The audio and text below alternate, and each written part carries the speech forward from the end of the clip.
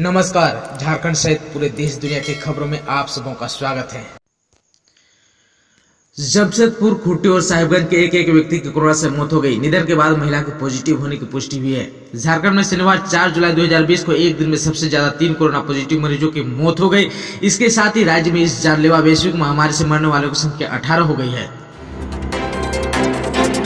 प्रधानमंत्री नरेंद्र मोदी द्वारा शुक्रवार को लद्दाख में भारतीय सैनिकों को दिए गए संबोधन में कड़े संदेश देने के दूसरे दिन चीन को सबक सिखाने के लिए भारतीय वायुसेना ने खुद को तैयार कर लिया है। इसी का नतीजा है कि शनिवार को पूर्वी लद्दाख की गलवान घाटी में मास्टिक नियंत्रण रेखा पर भारतीय वायुसेना ने अपने युद्धक विमानों को ऑपरेशन शुरू कर दिया है। बिहार में भारी बारिश और बिजली गिरने से मौत का दौर जारी है। मौसम विभाग ने फिर अगले 24 घंटे के लिए चेतावनी जारी की है। इसके मुताबिक अगले 24 घंटे में दक्षिण और पश्चिम बिहार में भारी बारिश के साथ बिजली गिर सकती है। लिहाजा लोगों को एहतियात बरतने की अपील की है। घरों से न निकलने की सलाह दी गई है। झारखंड एकेडमिक काउंसिलिंग ने शनिवार को 11वीं परीक्षा का रिजल्ट जारी किया। परीक्षा में 95.53% विद्यार्थी ने सफलता पाई। सूबे में बोकारो जिला अव्वल रहा। यहाँ 97.47% छात्र छात्राएं आगे रहे।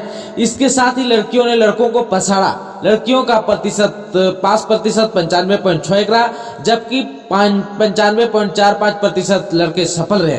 परीक्षा में कुल 3,39,000 विद्यार्थी बैठे थे, जिसमें 3,23,000 परीक्षार्थी पास हुए। भारत नेपाल सीमा पर चीनी टेंट में बैठी नेपाल की पुलिस अब चीन की तरह ही भारत के ऊपर बर्बरता कर रहे हैं। टिकटॉक ने किया ड्रैगन से किनारा, कहा चीनियों के लिए हमारा प्रोडक्ट नहीं है। भारत सरकार द्वारा टिकटॉक सहित 59 चीनी ऐप्स पर बैन लगाने के बाद कंपनी ने अपनी सफाई जारी की है। टिकटॉक ने चीन की सरकार से दूरी बनाते हुए भारत सरकार से कहा कि हम जिनपिंग सरकार के साथ किसी भी तरह का डाटा शेयर नहीं करते।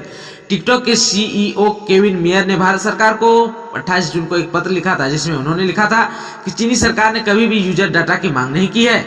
अगर वहां की सरकार भारतीयों का डाटा मांगती भी है तो हम नहीं देंगे।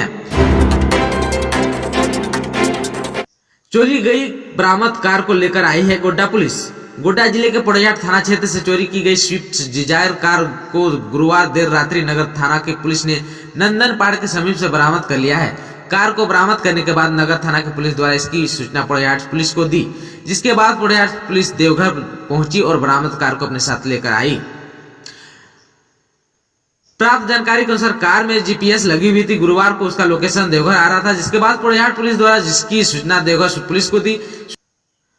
सूचना मिलते ही नगर थाना के एसआई अजय यादव, पीएसआई कुमार अभिषेक अन्य पुलिस बलों के साथ नंदन पहाड़ के समीप पहुंचे, जहां देखा कि नंदन पहाड़ तालाब के आगे स्थित रेलवे ओवरब्रिज के समीप सामने से उक्त स्विफ्ट डिजायर का आ रही थी। इसके बाद पुलिस को देखते ही कार पर सवार 2 युवक कार से नीचे उतरकर भागने लगे, जिसका कुछ दूर तक पुलिस द्वारा पीछा भी किया गया, लेकिन दोनों आरोपी फरार होने में कामयाब हो गए। इसके बाद पुलिस वाला कार को जब्त कर थाना ले आया है। भारतीय स्टेट बैंक ने अपने एटीएम निकासी नियमों में बदलाव किया है। अगर इन नियमों का पालन नहीं किया गया तो ग्राहकों पर जुर्माना लगेगा।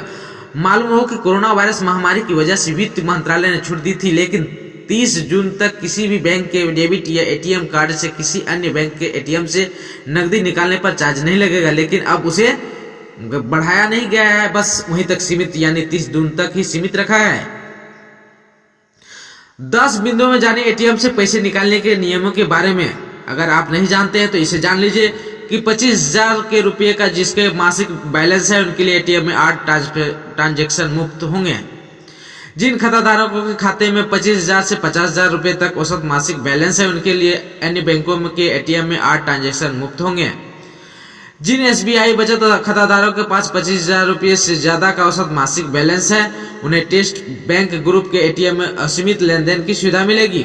जिन खाताधारकों के बैंक खाते में 50,000 रुपये से 1,00,000 रुपये तक का औसत मासिक बैलेंस है उनके लिए भी अन्य बैंकों के एटीएम में 8 ट्रांजैक्शन मुफ्त होंगे। 8 में से 3 मेट्रो और 5 गैर महानगरों में होंगे। जिन एसबीआई बचत खाताधारकों के खाते में 1,00,000 रुपये से ज्यादा का औसत मासिक बैलेंस है उन्हें स्टेट बैंक ग्रुप व अन्य बैंकों के एटीएम में असीमित लेनदेन की सुविधा मिलेगी। अगर खाताधारक निर्धारित सीमा से अधिक लेनदेन करते हैं तो उनसे जीएसटी के अतिरिक्त 10 रुपये से लेकर 20 रुपये तक का शुल्क वसूला जाएगा। वहीं एसबीआई द्वारा निर्धारित सीमा से अतिरिक्त गैर वित्तीय लेनदेन पर 5 रुपये से लेकर 8 रुपये तक शुल्क लगेगा। खाते में ज्यादा बैलेंस ना होने की स्थिति में अगर ट्रांजैक्शन फेल हो जाती है तो खाताधारकों को 20 रुपये शुल्क के साथ जीएसटी वसूला जाएगा।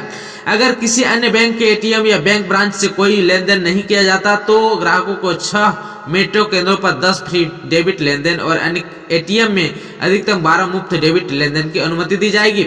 सभी स्थानों पर सैलरी खाताओं के लिए एसबीआई, एसबीजी एटीएम और अन्य बैंक एटीएम में मुफ्त असीमित लेन देन की अनुमति देगा।